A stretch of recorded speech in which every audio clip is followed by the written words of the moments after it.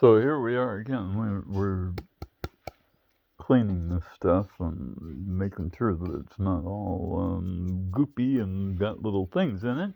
And it does actually have a few little things, but they come out. They'll float on the top. Um, so we'll where'd my chopstick go? Oh, all right, no chopsticks. Let me use this. See if I can scare up something here.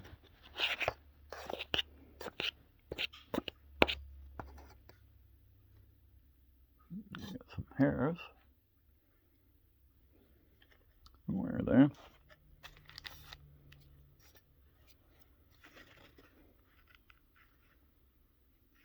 It's looking good. It's fine. Okay, so next step, grinding poppy seeds. And I ground up the poppy seeds. This is about a half a cup of poppy seeds. And I grind them up because I'm a toothless old bastard. And I can't chew poppy seeds. So to get my good poppy seed stuff from the inside, I use a little bit of acetone. Little bit. Acetone is made from alcohol. It is like a super alcohol, and it's 3 carbon atoms in a little chain with some oxygens and hydrogens. That's it. it's like the fuel of the future, because you can mix hemp seed oil with it, and it becomes gasoline. Cool. Replacement for gasoline. You can just put it in your tank and drive. Won't hurt anything. Okay, so here we go with this stuff, except maybe gaskets. Rubber gaskets are going to be a problem. Anyway, so this stuff, the juicy stuff there, is the like the wheat germ of poppy seeds. So it's all the good stuff, the nutrients that go into seeds that make the little sprouts able to sprout. They're not making, they're not photosynthesizing, so all of their energy comes from the seed, and that's why sprouting seeds is such a good idea for food. So what I'm doing is putting the sprout juice on my cannabis. And all I want to do really is cover it, and I'll leave the rest of the poppy seeds in there for the next time. And what I did before I shook that all up and everything was I added, oh boy, somebody made off with it. God damn it.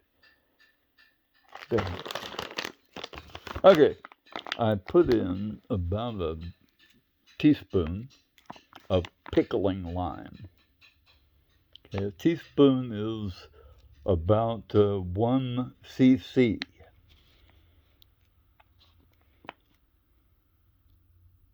That's enough. That's all it takes for about a half a cup of poppy seeds. And then I'll get 4 or 5 batches out of this. And that's a batch like this that becomes, a month's supply of hashish for me and my family.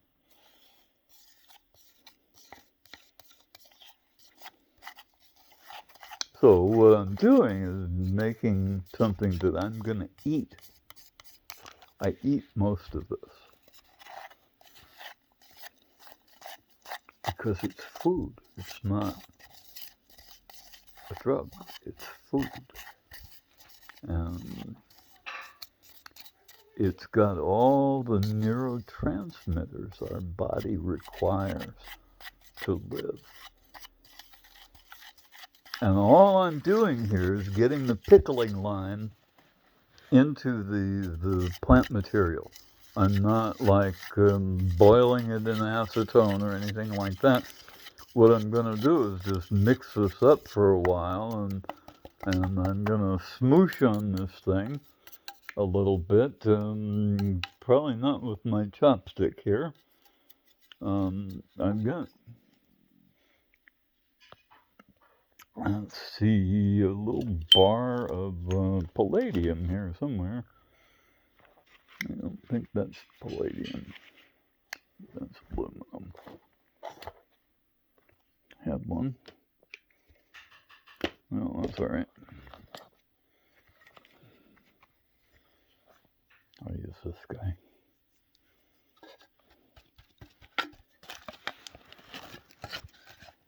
Platinum bullion.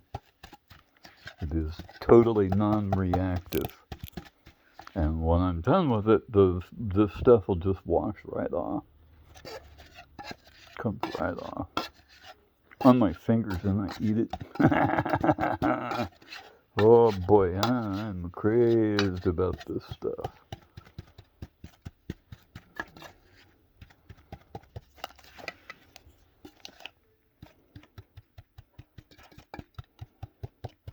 And so the neurotransmitters that make our body work are not exclusive to the human body. All bodies on Earth use this same system. If you skin a cat or a dog or a cow or a deer or something, you will know that they have exactly the same stuff inside of them that we do. And their bodies work exactly like ours do.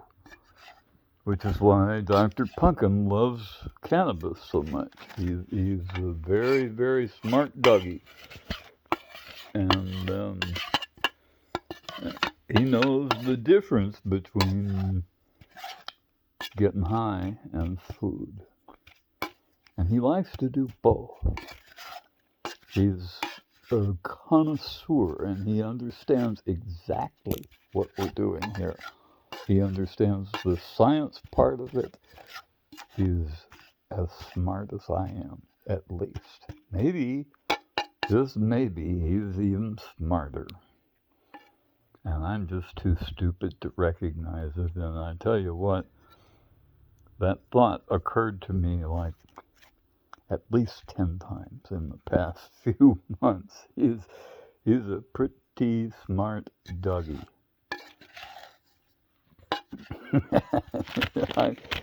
He might be the orchestrator of the whole darn thing, as far as I know. Like some sort of time machine, Mr. Peabody kind of dog. You know what I mean? Sherman and Peabody on Bullwinkle. Anybody remember that? Bullwinkle? I was in the Bullwinkle fan club. The only television show I ever liked. And I quit watching television when it went to reruns. I only watched that one show. I'd get home from school and I'd listen to the radio till it came on.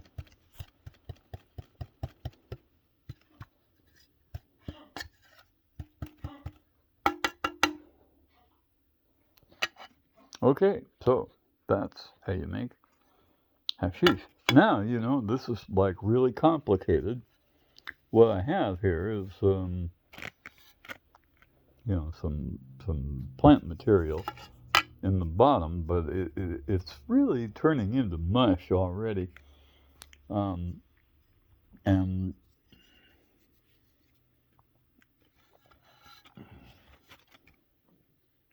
good stuff. So what I'm going to do now is stick my little palladium cup here on the coffee burner and my coffee pot warmer, you know, and let it sit there till this stuff dissolves, you know, disappears. it will evaporate, and acetone evaporates completely. Um, but what I do is I'll let it go till it dries out a little bit, and then I turn it off, and I'll let it sit overnight.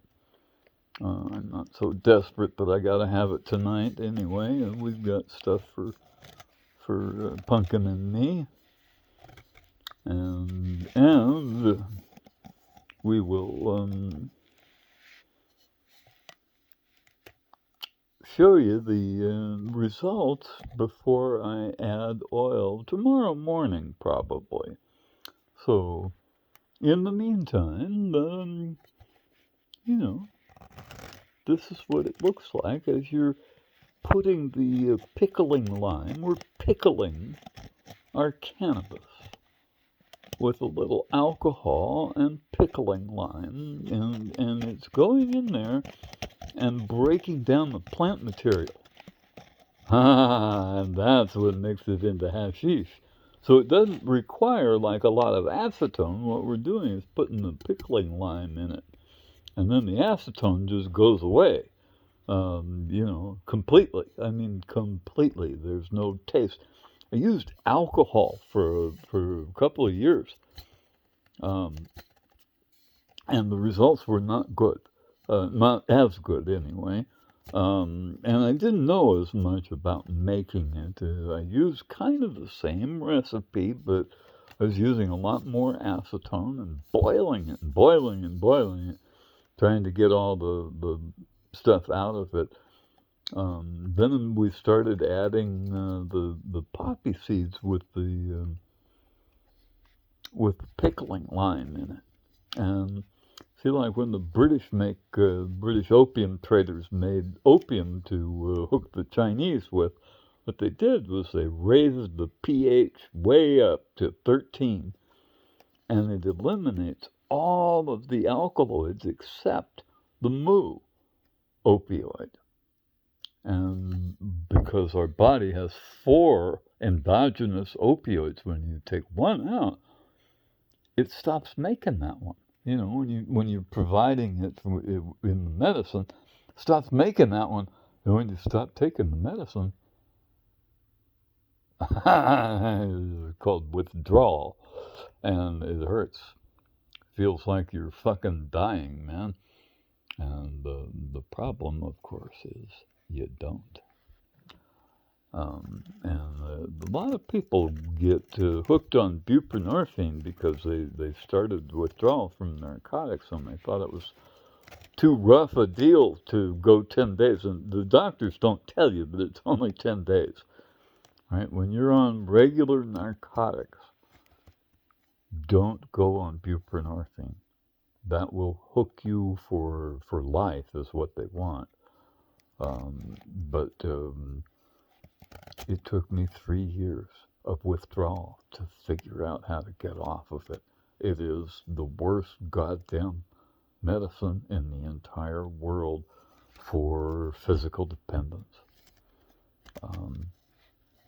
And it is in no way an improvement on any of the other medicines that are available. It works better, especially right at first, because remember we were talking about bridging the gap between nerve cells? Buprenorphine is not made from opioids like this kind of poppy. They're made from the black poppy seeds, which are GMO. And instead of right-handed alkaloids, they have left-handed alkaloids. Or maybe it's the other way around, but you know what I mean?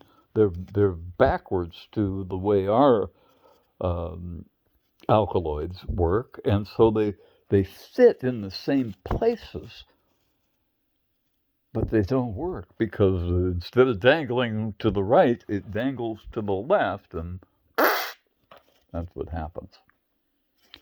And so the signal doesn't pass. And they don't bind like these guys do. These guys go in there and they're attracted to the correct place as they're traveling through your system. Um, and then at each system where the different cannabinoids um, go, in our body, um, there's an